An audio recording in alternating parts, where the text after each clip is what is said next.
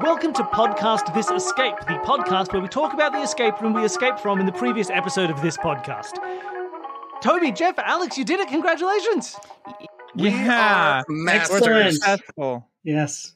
There's no room that we can't eat our way out of. Yeah, exactly. You did successfully take out a child. Yeah, you all murdered a child today. Well, I hope you enjoyed it. asterisk. Hey, Well, one he of made us it well did. known that he needed to go. His attitude Yes, said he did. everything. True. If anything, he instigated the conflict. Oh, Yeah. yeah, when he gave you that Chocolate. helpful wrapper full of clues. What Exactly. a loser. Right? Jeez, how dare he? He almost ate our clue was the problem. You three did really well. I really loved it. I thought you had some really good teamwork and puzzle solving as you went through.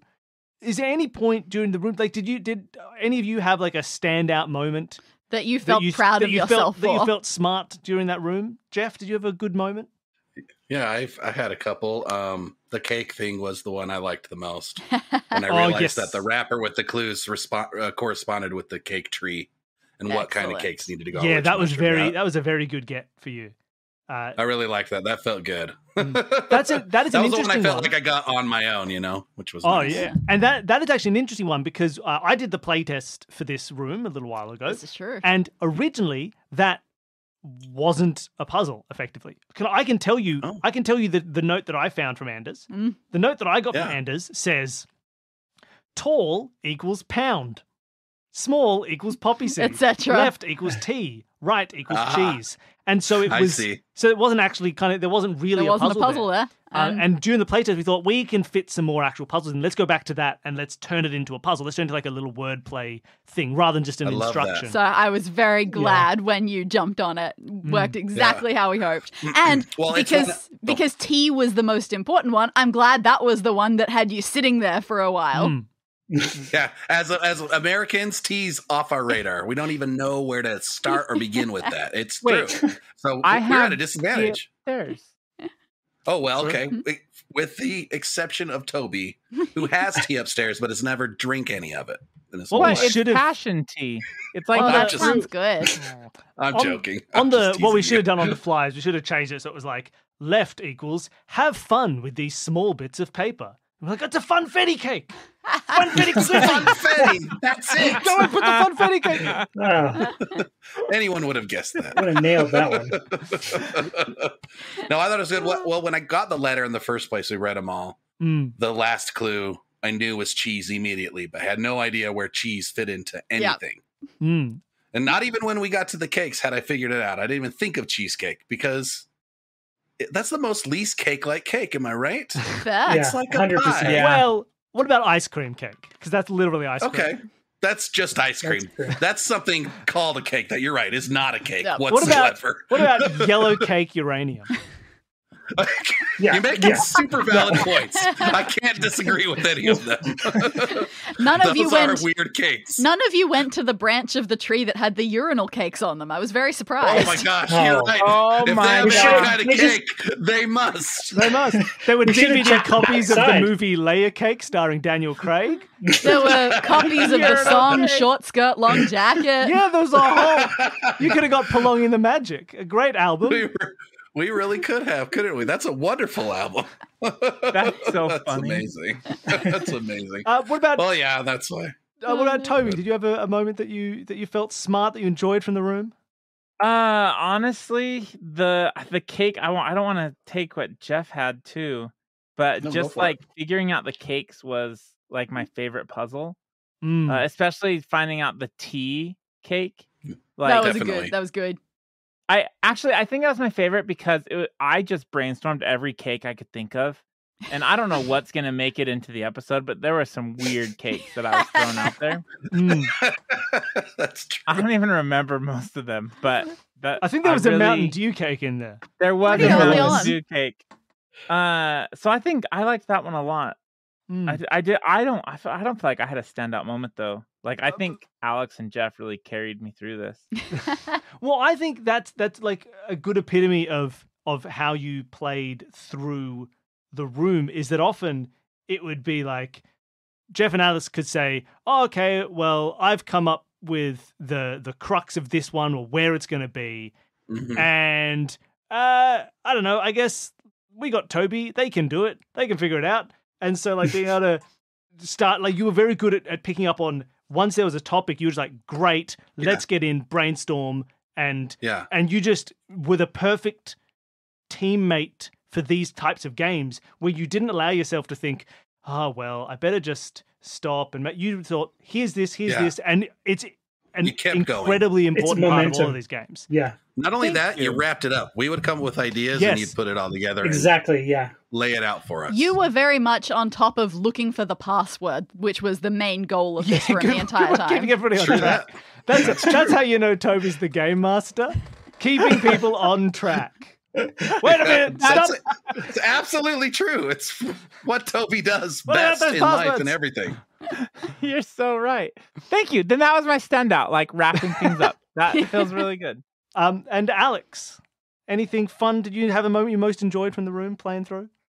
There was so much of it that I really liked, except the cake thing, because that really stumped me.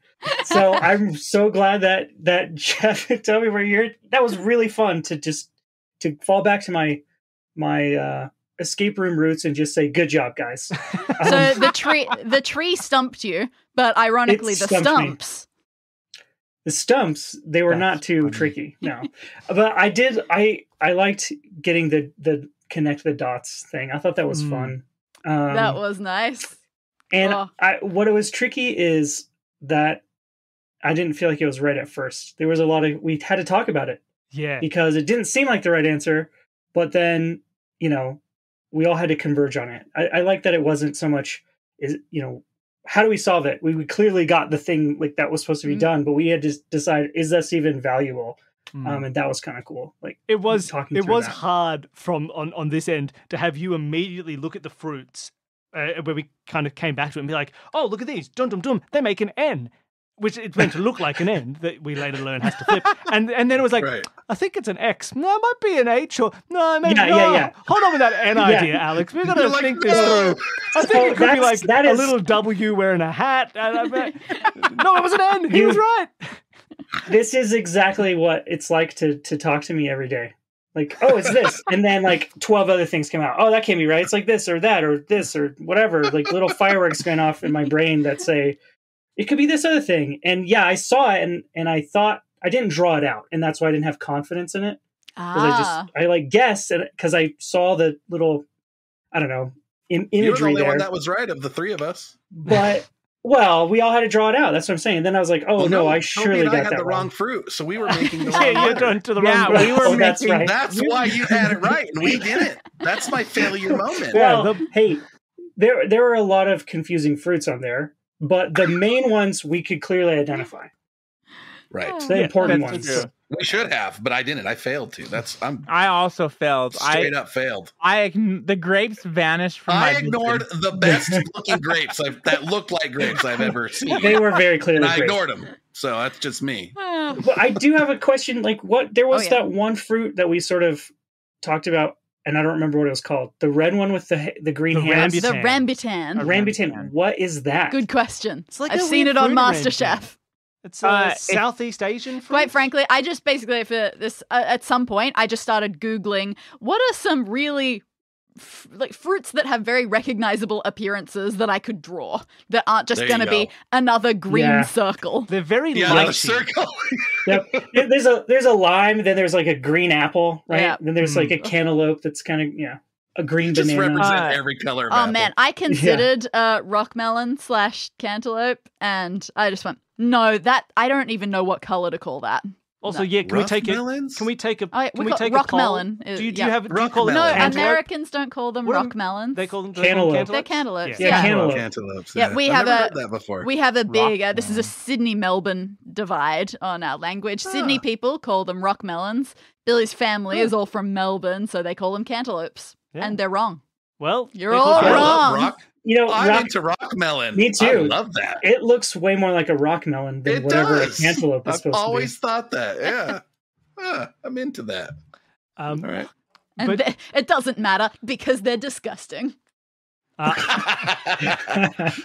That was an interesting puzzle for me to draw out with those, because in my notes, you will see I have so many variations. I wanted this N shape that would, eventually be a Z, but I really wanted this N shape and try to say, okay, where can I draw these lines? How close do the fruits need to be to each other before the crossovers to make them look like, oh yeah, that's basically just like a point rather than actual overlapped crossing lines. And it was very difficult. So I've got lots of different variations. And you notice in the final picture that we ended up with, a lot of the fruits that we use are not centered in their columns. I don't know if you noticed that. So I did notice that. I noticed that now that you mention it. Yeah. And that was because I did, but I was like, if you drew the lines from the very center of the column, it was just that much harder to spot them. So like the pear and the banana are as close to each other as I could make them. That's really clever. interesting. No, it's so clever because I noticed it, because I like the uniformity of things, and I noticed it, and my initial thought was, well, it's wallpaper. It's gotta look stylish. You can't just have it. You can't have it be a weird, can't be too perfect. Can't be too geometrically right. Like a straight geometrically, Otherwise, children will hate it. Who designed this? Euclid, get out of here! I really went to like a decor perspective. Oh, it's just wallpaper. I should have thought better of that. Of course, it's a clue. I think that happens sometimes with stuff that you do, where you do something because you're very smart, and you make a room and you put in these things that are like that are deliberately slightly off to be a clue in some way, the wording of something, the image. And I think some people are just like, well, I don't want to point out how dumb that was. She can't draw fruit straight. Oh, I don't want to bring it up to make her feel bad about her bad ability. And she's like, no, I know how to draw fruit straight. I deliberately did it wrong, so it's more like a. Now, it is a curious... I think she misspelled that word. No, that was a puzzle. It was about misspelled letters in the letter, you know? It's a curious balance, because part of it was, yes, deliberately, I suppose, a clue that they were off-kilter, but also just, oh God, this is the only way to make this puzzle I've come up with work. It's a mess. How do I fix this? Right. That's great. Exactly my thoughts. Did you think when you were doing it to like don't have like separate lines, but like make a path from one to the other? Like if it was like the grapes taste like bananas, the banana tastes like the pineapple tastes like the watermelon. I gotta be honest, nope, that never occurred to me. That would have been very simple. That might have been that might have been really quickly. Like we were caught on to that quickly. But I think then the issue with that, it would have been a bit too quick because it would have just been one part. Then you always would draw the path. Right. And also, where does the watermelon go at that point? Because if it loops back round, then it's a whole different picture. You know, the watermelon tastes like the solution to a puzzle. Yeah, I think I came up with that it had to be individual lines coming up with a single path to get through the whole thing.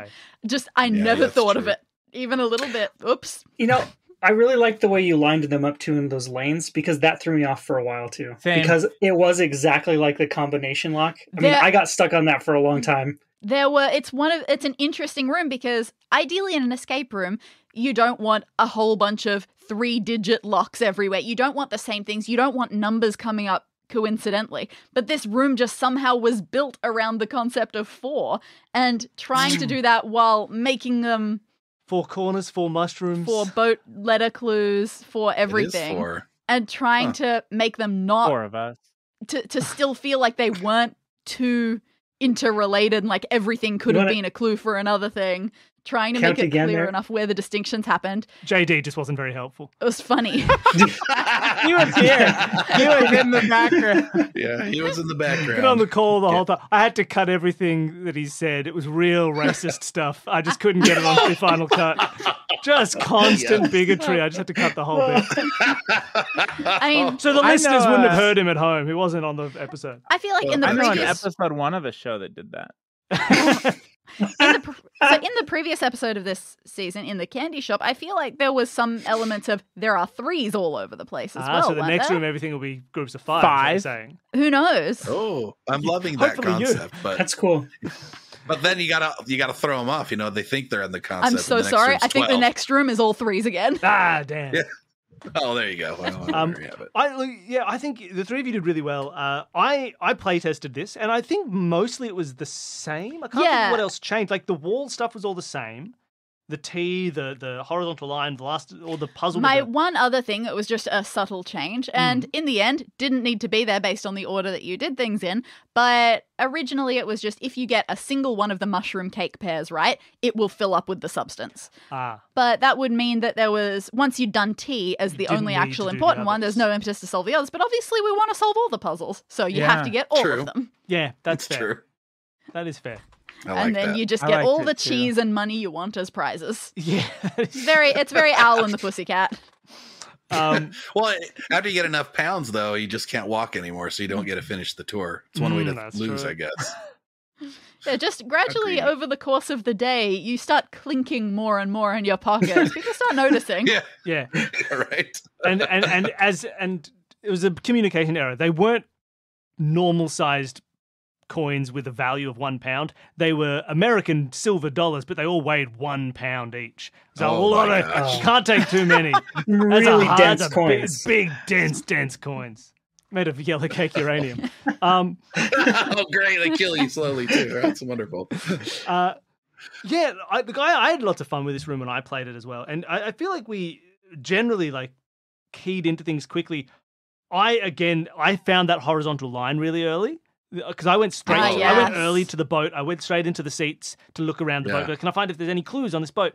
And I found this horizontal line, and I was like, I've got a horizontal line with no context, and I hate it. How Oh dare my you? gosh. Why would I have this Oh my horizontal gosh. line? This doesn't solve anything. The password's going to be something hyphen, maybe something to something.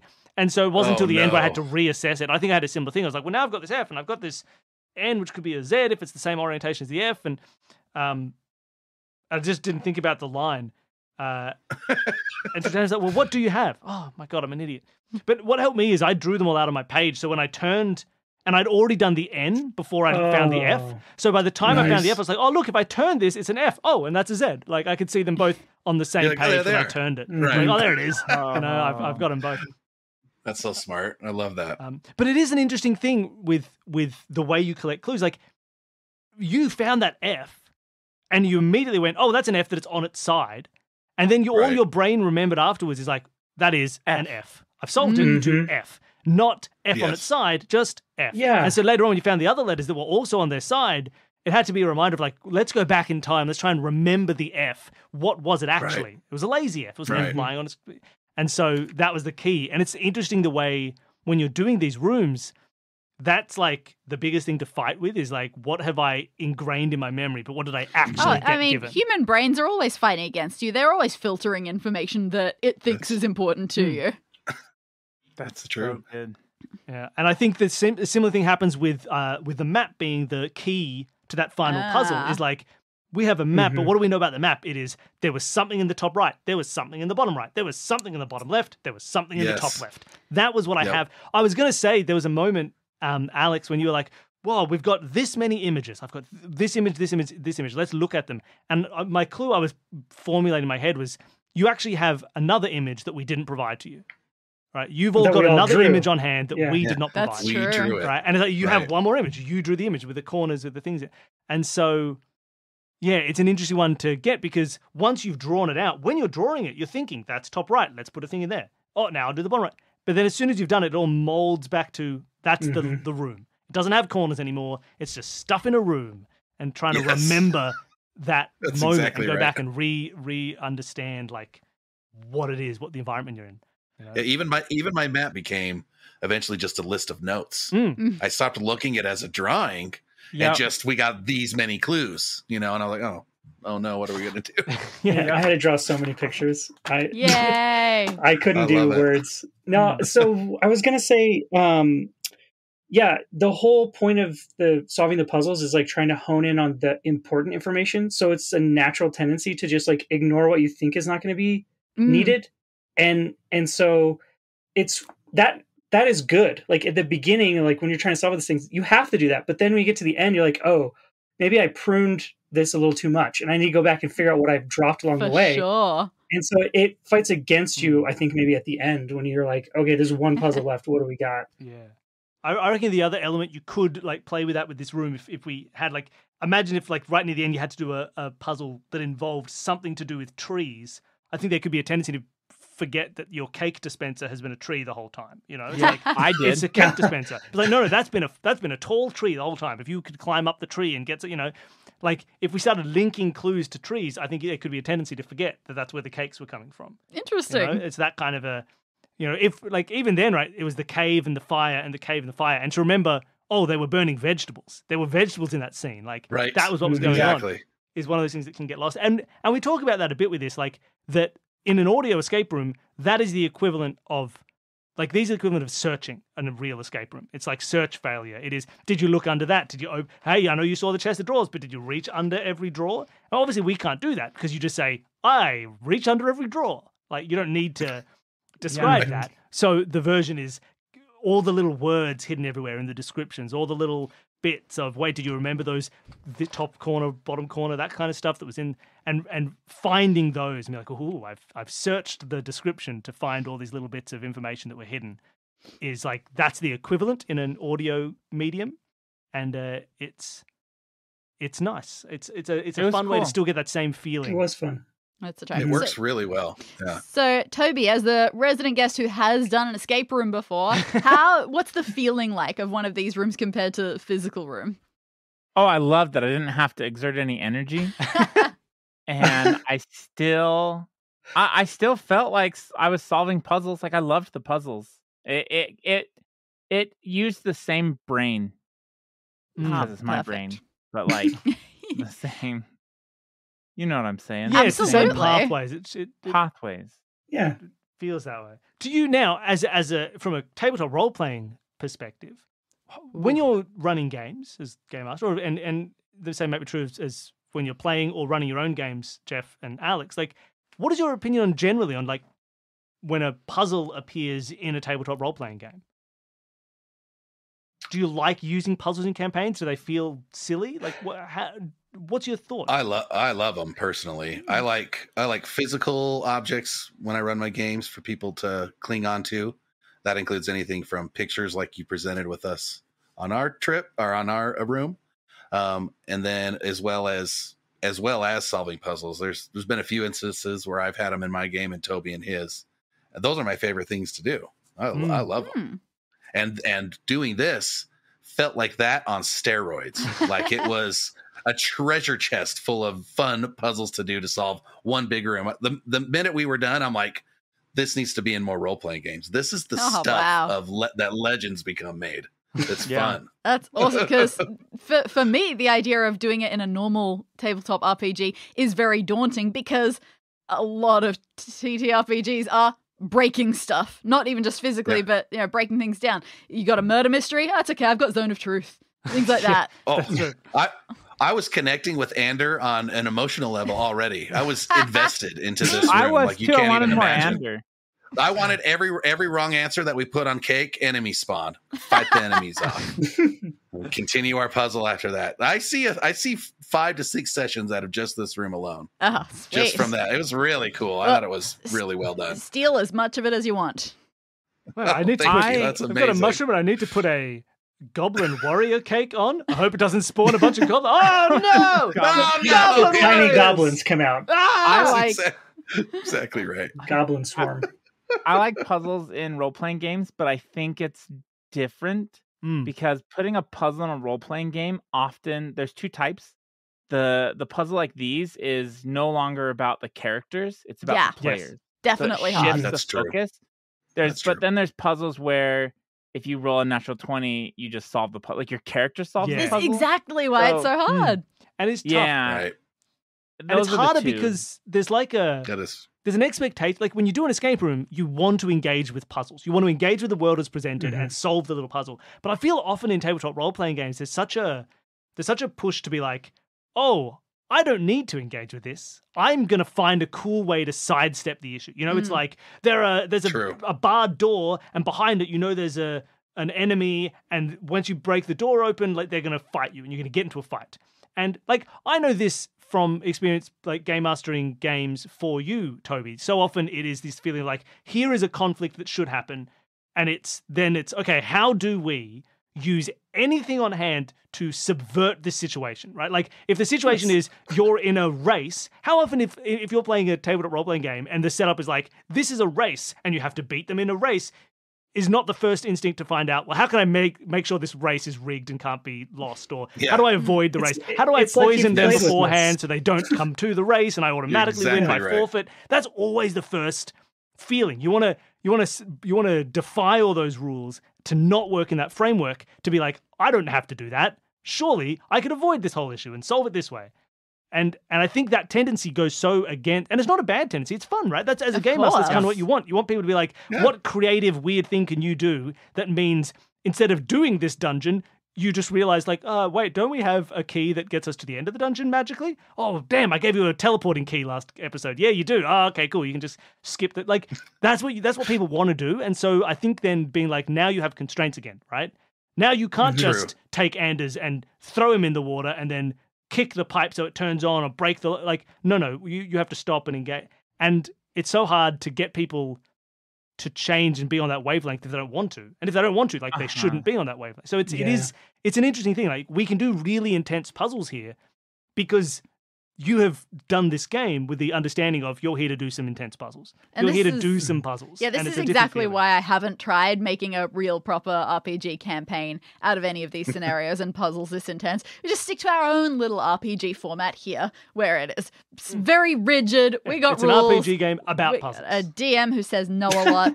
But I have been thinking this entire time, I've been thinking, are there ways to sift these into Dungeons and Dragons, say? And it's bloody hard. I think I have got in my head the scenario, but none of the puzzles yet.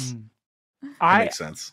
I could see, I don't know if this is off topic, but I could see how I would run this exact puzzle in a tabletop RPG as the players, as their characters. Like if I brought this to our Friday night game and Jeff and Alex, you hadn't done this, I believe we could run this almost like we did it today as characters. Yeah, but you have a lot of trust in us to play as our characters and not try to. That's you know what true. I mean, and also not try to just roll our way out of puzzles. That's also true. I think that's the biggest piece with role playing games and puzzles like this is what you said: trust, trusting the authenticity of the experience. Yeah, and like we're curating who comes onto this podcast to people that we know we can probably trust. That's true. I love that. I want to do one in a role playing game now. I will say, if you'd run this in SideQuest In, the discussion of that Kiwi looks like a bagel or a donut may have gone on for a lot longer with Jeff. Oh, you've listened. Far too long. You've listened to our show. Oh, it's a donut. Oh, well. And as soon as we're done talking about it, 5 minutes later, Alex or me will reference it again, and it'll just You'll never get off. So. The green donut was the theme of the episode. Exactly. Strangely, from our recordings, we know, for a spoiler for people in future, not the first time this season that's going to be true. There is for keep an eye out for future episodes, everybody. There's a bit of a donut obsession that's going to appear. Oh boy. Okay. So yeah, look, I really like this room. It's a fun little room. You three played it brilliantly. It was great to listen to. It feels like it's nice. It's easy to get into. When this is a scenario, this room creation, I'm not drawing on this from scratch. We all already knew what this room looked like, more or less. Right? We had a good image of it in our heads. We knew the situation. And it's fun to hit that in, like, this is, I mean, we've done connected arcs before, we've done individual rooms. This is really going into, the whole arc is fan fiction. Of course. It's fan fiction of Willy Wonka and the Chocolate Factory. Yeah, and it's fun to just be really in that helpful. place. It's lovely. This is Willy Wonka. Oh my God. But it's been I think an it's a smart choice. It's been an interesting experience writing it. It was fun, like saying mini arc. So an arc to be told in 5 separate steps. Willy Wonka felt like a natural way for that to happen. But it has also been very interesting in the writing process. I mentioned this. Your goal in this room is to get the boy into the chocolate river to be sucked up. Makes perfect sense if you know the movie. Licking wallpaper makes perfect sense if you know the movie. Trying to write my notes in accordance with that while also trying to leave it open enough for people who aren't super knowledgeable about the movie to figure out what they can do with that. Like, just reading this clue, knowing that licking the wallpaper is essential, and going, all right, how many people are just gonna do that? Just for fun with no prompting. It's a funny little mix. It is. How many people only saw the Johnny Depp version of this movie? Yeah, exactly. They think there should be more singing. Oh, yeah, I wonder. So I was going to say earlier, like, I think this was a really smart choice, though, because you don't have to do a lot of world building. You can really focus on the creativity of the puzzles.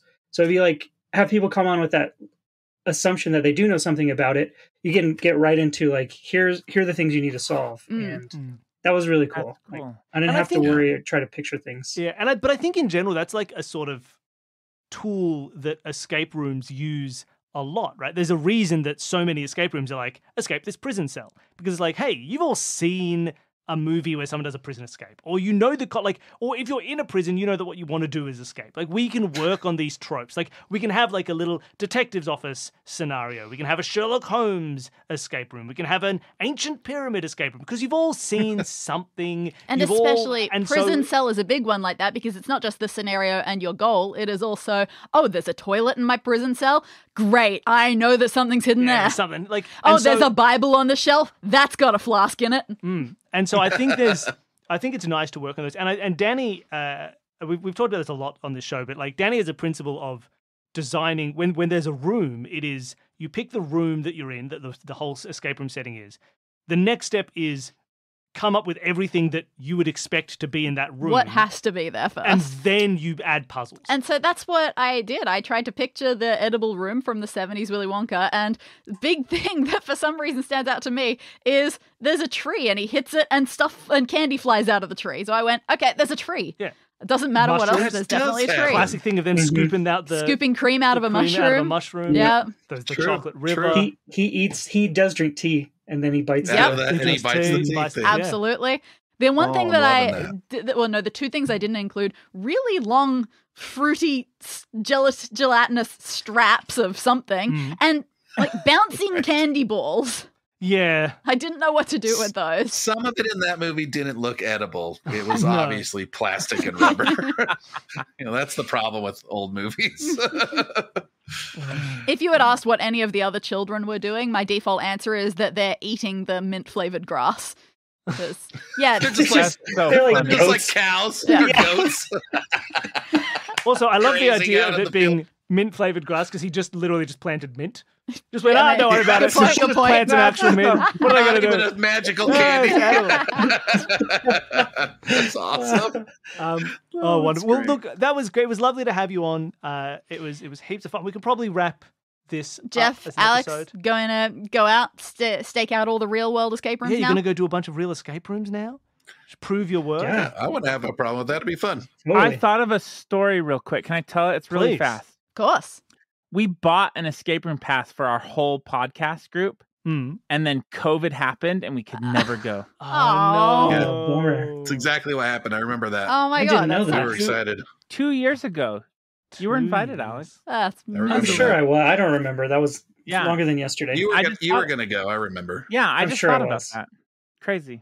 All right. Sorry to derail. Definitely. So wait, do we get to ask you questions now? Please ask away. Yeah, keep talking. If you have more stuff Bring to it say on. or talk, let's chat. Let's talk about stuff. I don't know what. I mean, I have a bunch of questions. So, one, what is your favorite room that you ever have created together? Oh boy. I'm very happy for the together. I'm happy to take the together in that sentence, because I don't do that much. I just play test them and go, maybe change this, and then Danny fixes it. Well, you create ambience with the characters, right? I do create ambience. That's what they call me, Ambience Bill. See, that is interesting, because I never remember what puzzles I've put into Rooms. I think there are some individual puzzles that I like, but for the most part, I always say I suck at designing puzzles. I just like writing stories. So I remember more of the stories that we've told through Rooms than any individual things. So I like a lot of our connected arcs. I like where Descent of the Culledons, that whole arc ended up. I think that is we did. Even though I remember hardly any puzzles from it. It's like Luigi's Mansion-esque. You're in entirely influenced by Luigi's big old Mansion. mansion full of ghosts. Each new room was a room in the mansion. You get locked in and dealing with the ghost there, and uncovering quite a fun poignant story that was like sad but interesting and fun of this old family and the ghosts Don't of the house. spoil, And but yep. it was a lovely thing to. I think that was one of like the top sort of storytelling moments. That was 10 escape rooms altogether to create this Dang. one Wow. story. Honestly, I think if it comes to just generic short little experiences, maybe all of our Christmas rooms, I think I love being together. The Christmas rooms have been fun, and They're you all often just put fun weird little little mini capers. games in those. Yep. We did a quiz. Done a Christmas themed quiz, a Christmas game of Taboo. I do like in our very first Christmas episode, we had Australian comedian on as a guest, Mark Humphreys, who's fantastic. And I don't know what question it was, but we were doing some trivia question that involved what someone did. In a traditional, like, I think it was from Brazil or something, Christmas story, there's a Christmas witch. Yeah, What does she terrible do? thing does she do? And just independently, we both had written down and read out at the same time, oh, she eats the baby Jesus. And that was all weird, but it was my favourite little serendipitous moment of, hey, look at that, yeah. I think she ate the baby Jesus. Yeah, the Christmas mini games I've had fun with. That's Oh. amazing. Awesome. That's cool. Yeah. So my next question is what makes a good escape room in your mind? Whoa. What does it take to be good? Yikes. This is a funny one because when I always say, like, I'm a storytelling person, escape rooms like this are just my medium of telling stories. I'm no good at writing puzzles. But when it comes to doing an escape room, I am doing them for the puzzles. That is why I am there. I hope the story's great. I hope I can feel happy afterwards. But if I just wanted a story and to feel feelings, I'd see a movie. So I need the puzzles. I need to feel smart as I am doing them. So I think that is probably a good key part of them, both in real world ones. The game master relationship is very different in different escape rooms, but the best escape rooms that I think we do in the physical world also always have a game master relationship in some way. Oh, yeah? They are there. Like, look at everything Next Level does. That's true. Their GMs are so involved. They are with you every step of the way. They're basically a character in the room without even being physically present in the room. And it feels like whether you are working together or sometimes a little bit adversarially, it feels like even the room itself is a character that is part of your team. I don't know how to explain this properly. Yeah. I mean, I find like escape room stuff is interesting because I feel like for every thing that is like, this is what makes a good escape room, there's some classic exception to the rule of like, oh, actually, you can avoid that and do something brilliant. Like, should they be for linear sure. or should they be open-ended? Should we be able to do multiple things at once? There are some that That do linear never bothers brilliantly. me. There are some that do linear terribly. Is the set important? Well, there are some rooms we've done where the set was very bare bones, but the room itself was great. Or we've done rooms where the set was fantastic, and then the room was, it was fine. It was a couple of Yeah. interesting puzzles, but My a beautiful, only things beautiful that set. have disappointed me in rooms is too much repetition, like the same type of puzzle 5 times. And I'll tell you what I think makes, Yeah? I reckon one word that makes a good escape room is clarity. Anytime you've found a solution and you're like, well, I've got the solution, but I don't quite know where it goes. Like if you have, I found a random 3-digit code. We've done rooms like this where we found a 3-digit Yeah. code and it was completely arbitrary which of the 8 different 3-digit locks it went into. Right? Or we've found like one part of a puzzle, like, well, I don't know if this is going to be part of a puzzle or a whole puzzle. And I don't think the clarity needs to be immediate. I think like, sometimes you can refine down to like, oh my God, there's so much to do. What do we do? And then you realize. But I think afterwards, you should be able to be like, oh, I know what puzzle path I was on. Like we're talking about it after, like, oh yeah, because we found that thing that led to this thing that led to this thing and it made this happen. And like, you should be able to know those things. Like some rooms cheat at clarity where they're like, well, I'll just put a picture on this and it matches the picture on that. So now you know. But when they can do it thematically, so you have to be like, this key came out of the skeleton's hand. It probably opens the pirate chest because he was a Like the skeleton with a mushrooms. pirate hat. Why would a pirate The hat mushrooms in skeleton the have a cake. key to anything else, right? Clarity Yeah. in the clues, in knowing like when I can solve this, when I can't, what's connected, without it just being easy is the trouble. But I think that's cool. and I think, and That's if a I try and fine think of line. rooms we've done that I've hated, which is very few, one of the big ones is like, oh, it was chaotic. Oh, I Yeah. had no idea what connected. Oh, the connections were arbitrary. Oh, there were too many puzzles that didn't lead, that I thought led one way and they led. That's usually my biggest complaint when we've not enjoyed a room. That's So fair I think enough. clarity as you solve it and coming through and like having a solution be like, oh my gosh, of course. Like is it in this room? Is it an N or a Z? Wait a minute, we flipped the F, we flipped the I. It has to be a Z, of course. Like once you get it, even if it's not obvious, because I don't think it's obvious. I realized how I wanted But to once you word get what I it, was saying. it's suddenly like, oh, now that's unambiguously what it must be. Why would it not be turned? It's got to be the Z. You know, that kind of my stuff. wording, to clarify what I was saying before, when it felt like the room was part of the team, or sometimes the GM is part of the team, not that they are part of your team, but that everything about the experience is to try to give you that feeling of accomplishment and intelligence. Mhm. Everything that is there is to make you feel rewarded once you have done it. It's purposeful and That's- intentional. Yeah. That's like what I like. that. But yeah, I love coming out. It's the same reason I do trivia. I like feeling like I've known stuff or that I've been able to figure something out. Cool. There's a. Oh, go ahead, Alex. I got more questions. So, I mean, how long you guys want to be on the phone tonight? I start work in 1 Eight hour. minutes then. My next one is, what is your like puzzle writing process? And then, like, I guess you can do two parts because it seems like Danny, you do most of the puzzles Yes. or creating. So then, I guess Bill, when you play test them, what do you look for? And I think maybe I kind of know you touched on that a little bit, but yeah, what's the puzzle writing process like? And then what do you look for when you play test? Playtesting process is definitely one we haven't gone too much into. Mm. I'll be a little bit brief because I know that our listeners have definitely heard me say this before. Sure, yeah. But so yeah, typically I start for a standalone room. I start out with the setting, the location first. Just if I can get a picture of my head of a room, then that's usually good enough. It doesn't really matter what type of room it is. Anything can have puzzles in it. So I will do that. As Billy said before, I will figure out what objects have to go in that room. Maybe one or two things that just seem like they'd be fun additions, but not necessary components.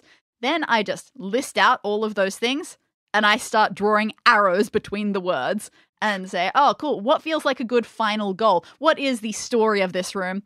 Because once you know the end goal of a room, that tells you what is the final object in the room.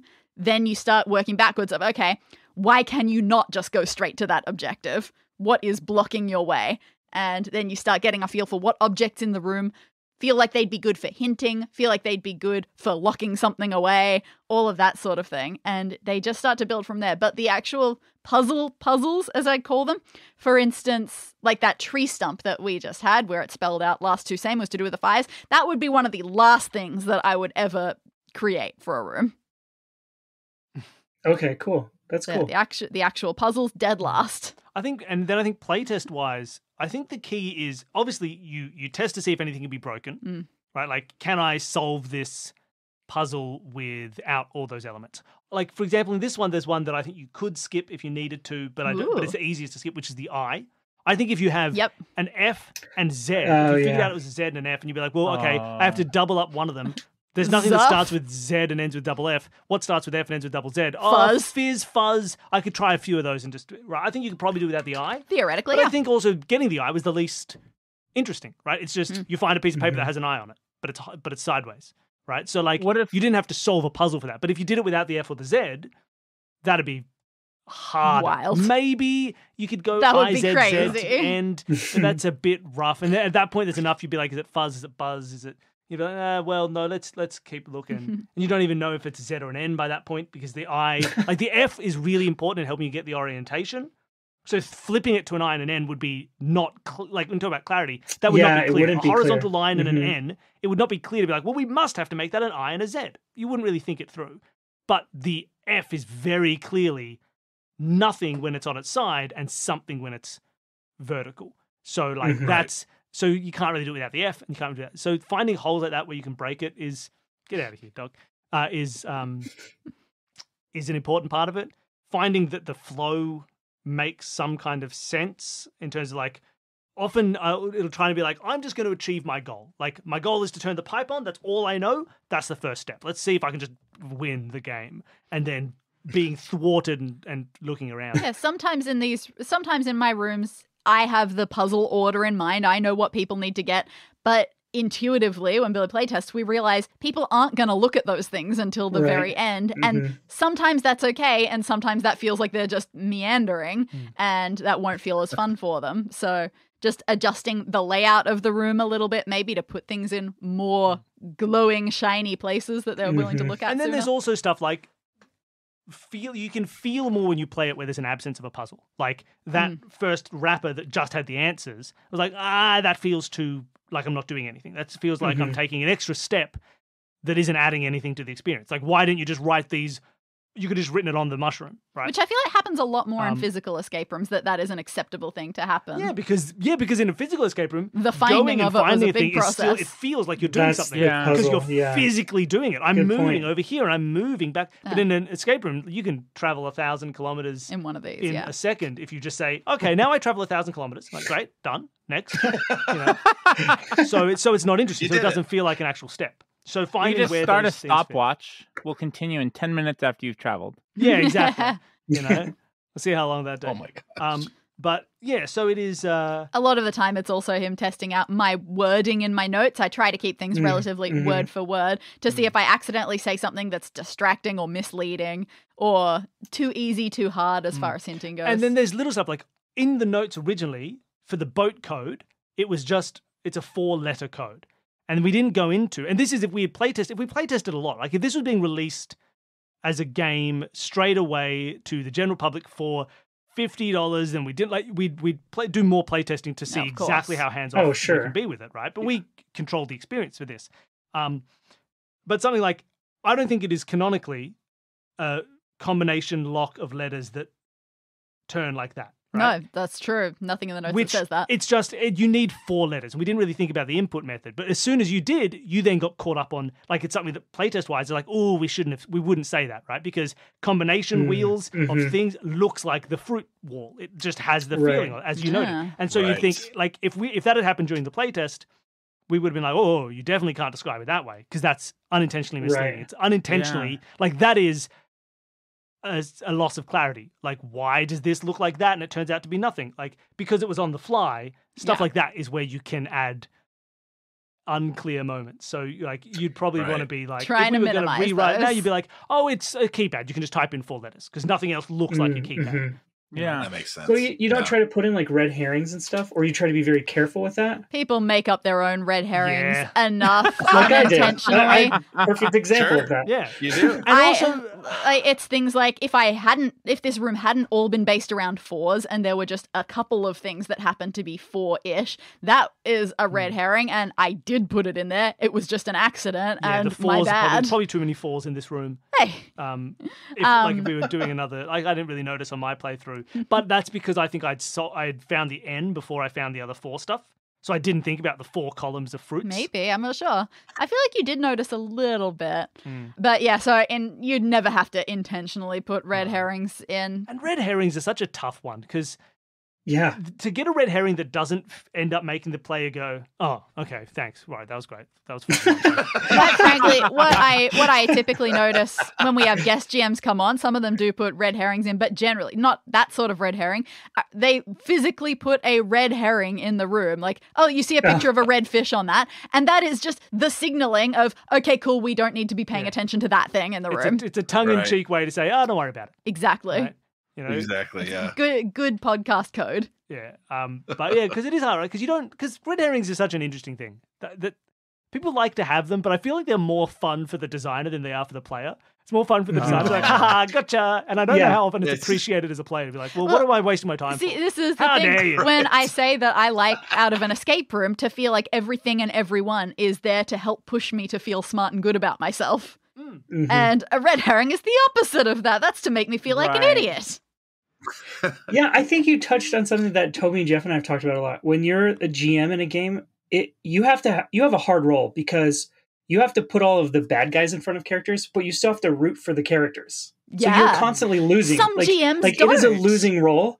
Yeah, and you have to know that going in. And I feel like you guys did a great job with that. Like, you're putting these puzzles out there. You don't want to see anybody struggle, but you do want to see them be challenged. And so, you are rooting for us, and you did a great job helping guide, our attention and everything.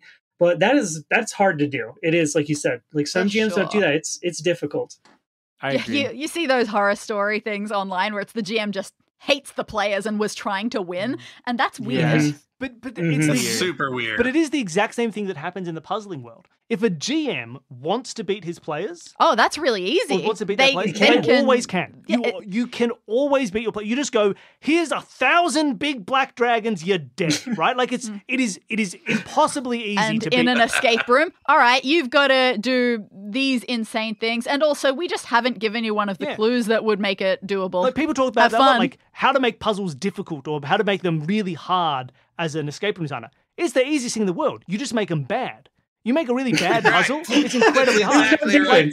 if you looked at this fruit, if we put that exact same fruit wall in front of you, but then the solution was, oh no, it's easy to solve. You take the letters of each of the fruits, and then you put them in Google Translate. You get the Greek names, and then you take the images of the symbols of the third letter of each of those fruits, and you line them up. They kind of look like a face that is saying the word. You know, you're just like, great, like easy. It's so easy to make a puzzle that is hard to solve. You just make a real bad one. And like so being a GM who wants to beat your players is exactly as easy as being an escape room designer who wants to make your escape room impossible. You just be bad at your job. And I will say it has been a real challenge in this arc because I deliberately went into this mini arc saying this is going to be a small arc and our episodes have been getting a bit long lately. Let's make the episodes shorter. How do I make the episodes shorter and the rooms more compact without making the puzzles easy? Mm-hmm. Yeah. It's been a tough one. Gotta be real tough. think The it next boils room down- 3 of this season, I rewrote it completely because the puzzles were awful. They were way too easy. Yeah. Toby?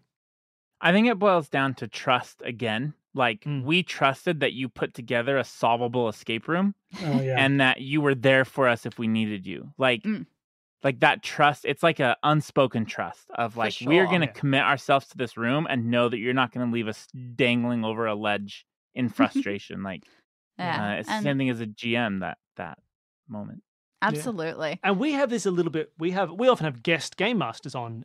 From like we have fans who are listening along and they think I'm going to make my own room and they write the room and they run it for us. So we have guest GMs and not so much a trust issue, but it's like a learned language kind of issue. Is that whenever we start with a new game master, you have to sort of poke around differently to figure out like What's their what style? what am I gonna have to do, right? Like when I say I look at the chest of drawers, do they say it's a chest of drawers that are 3 drawers? And now we have to be like, aha, okay. You want me to now say, I open the top drawer, I open the middle drawer, I open the bottom drawer. And does that mean I'm going to try it out once? I open the second drawer. Can I see anything above on the bottom of the bottom drawer? Is there anything underneath? Is anything loose? And you get quickly the idea of whether they're like, yes, I want you to start searching very specifically, or they're like, no, you look at the whole thing. Here's what you find. And you have to try and learn that, like the language of how they want you to interact. And it can take a long time to get that. I only just feel now that I'm getting Scott and M. Weiss's style Yes, we've had enough people to be who come able on to do to a few for us. get them. And to be able to be like now, or like what level of difficulty, right? We talk about knowing when you can solve a puzzle and this feeling of knowing, is this all they're going to give me? Or do I need to go and look for more clues? Yeah. And that changes. You have to learn that. Like I've mentioned this a few times recently on this show, but it's like when you do an escape room, there's a lot of puzzles that we would see that we would say, okay, that can't be, like that is not going to be expected to be done. There's going to be something else that is going to link with that. But then we also do puzzle hunts, and puzzle hunts are the opposite. Where They they'll give you nothing. they'll be like, hey, I would like a 1-word answer, and then they'll give you a A4 page with pictures of various animals on it, and that's it. No instructions, no clues. They just say all they say is I want a 1-word answer, and you have to be like, what the heck is going on? And you then trust. Like if you saw that in an escape room, you'd never be like, this is a solvable puzzle. But because you've been told explicitly, like this is it, this is the whole thing, all the information is on the task. You know, this is every single element of it. A picture, on the task. it's a picture with animals on it. You have to be like, oh wait, hold on a second. All of these are 3-letter animals. They're all looking either left, right, or up with their eyes. Maybe that means there's the left, right, or middle letter of each of the animals. And then, and that gets us to another layer of puzzle that tells us right. So you just have to start looking in ways you wouldn't way harder. if you were in an they're so escape room, hard right? and they're really intense. But the only way you can do them is understanding that expectation. Like you learn the language, you learn what kind of things they're going to expect you to know or not. Mm-hmm. But even then, we do puzzle hunts. We do them Some together. of puzzle hunts. We do like a third of every puzzle hunt we've ever looked at, and the other 2/3 are just like, what the heck is wrong with you? What are you doing? And then you look at the explanations, and it is exactly what I described before. That's the level. They'll be like, these animals each have 3 letters in their names. But you should also know that there are only 2 other 3-letter animals in English that aren't on this list. And those animals actually have 5-letter names. Now, those 5-letter names are their secondary names. My best example is still one of the first Puzzle Hunt puzzles I ever saw and went, how does anyone do these? It was just a series of like crooked lines on a page. That was it. And it turned out that what you needed to do was recognize that these were ski slopes, the tracks of ski slopes at our localist skiing place. And then you could figure, and then you could wow. put in the names of those slopes, and then you could solve those. But yeah, that was the first big step that you needed to do. And I wasn't going to do that. And I love reading the descriptions because they're like, so obviously the first thing people would recognize is that these are the ski slopes and parachute. You're like, no, they wouldn't. Why would anybody recognize it? Clearly, and this is a mountain. that's invariably where it happens. It'll be like we solve. We get to a point where it's like we've just got like a whole bunch of random numbers, and they'll go. Obviously, at this point, the players will realize that these are the digits of pi plus e. If you put those 2 things together, you end up with this number. So they divide up all their numbers into which one's pi and which one's e. Like, what are you talking? Every second digit is a digit of e. Every third digit is a digit of pi. I hate you. Why would you do this to me? You get those sorts of things where they're just like, and obviously everybody recognized this is a Mandelbaum fractal, so we then move on to that. No! It happens. They're weird. Those are intense puzzles. Yeah, no thanks. All right, I reckon that we've probably talked enough for the episode. It was lovely to have the 3 of you Absolutely, on. it was. Thank you so much. You did very well. It was great. It was fun to listen so much to. fun. Thank you. So thank you so much for coming on, and thank you, Danny, for making such a fantastic room. Oh, thank you so much. Thank you. Lovely. Yeah. If people wanted to check out the side quest in and catch up, and where should they go to check that out? TheSideQuestin.com. Well, that was easy. And look, I've said it. I said it at the start of the last episode, and I'll say it again to everybody listening along at home now. Check it out. It is a fantastic show. If you want to go and give it a listen, it is great fun if you like tabletop role-playing games. And if you haven't listened to a tabletop role-playing game before, like actual play before, go and check it out. It's very easy to get into. It's clear what's going on. And I think what really helps if you jump in to your second season is that you are also sort of learning the differences in second edition Pathfinder. And I think that helps for the listener to be able to follow along when you say, wait a minute, I have 3 actions? 3 actions? What the hell? And I think everybody can go on that journey with you and catch up on what the basic rules are. So even if you don't know the rule set, it's a great place to jump in. So everyone go and check it out. There'll be a link in the show notes to check it out as well. Or just go to sidequestin.com. Thank you everybody for listening. If you enjoyed it, I mean, I hope you did. Tell a friend about the show. It's the best way to support the show and to spread the word. Tell a friend, go onto a internet forum somewhere and be like, are you all listening to this great show? Just spread the word. And also, if you want to support us, you can always sign up to join our Patreon. Anybody at any level can appear as an NPC in one of Danny's rooms. Yeah, we've got Matthew Martin, we've got Anders. We'll have obviously some more coming up for this mini and arc. Ken Arthur. Oh, of course, Ken Arthur Slugworth. Ken Arthur Slugworth. I'm putting inverted commas around that. Yep. Thank you so much, everyone. Thank you so much for supporting the show. And at $5, you get access to all of our bonus audio. There's a new bonus episode every week. There's the playtest audio. You can hear me playing through this room. You can hear our 2-minute mysteries where we try and solve little murder or crime fiction mysteries written by Donald J. Sobel. They're wild. We've got some Give Yourself ridiculous. Goosebumps stories. We've probably got some quizzing and stuff like there's that. Heaps of fun stuff. So go and check that out. And there's badges for $10 donors and other fun stuff. And if we get to $2,000 a month, apparently, we're gonna cooking do a puzzle-based baking stream. So that'll be fun. Let's work towards that, everybody. I love it. So thank you all for listening. Thank you for supporting the show. And that's it. We're done. Everybody say bye. You can't control me. Bye. Bye. Bye. So I can.